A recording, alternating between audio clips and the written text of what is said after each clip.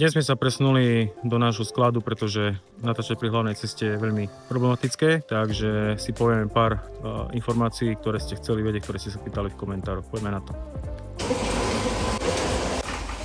Tu máme tieto dve autička, čiže modré, ešte jedno modré je voľné, kto by ešte náhodou chcel, dneska sa uvoľnilo, pretože pán sa zmenil na čiernu a čierne takisto ešte je v ponuke.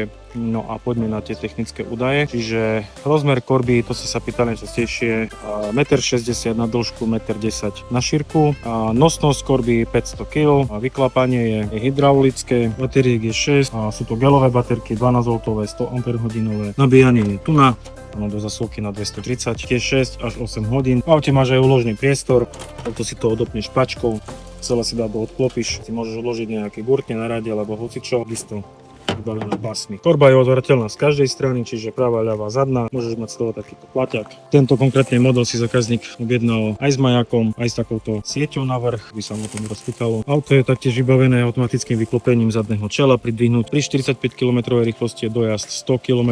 Samozrejme ten dojazd sa bude líšiť od toho, koľko máš toho naloženého a v akých podmienkach jazdy. A ešte pre také malé upresnenie, toto auto nie je na cestu do Chorvátska, samozrejme je to na krátke presuny po meste, po obci, po malých firmách, do Vienic a tak ďalej, čiže každý, kto to auto potrebuje, určite ocení.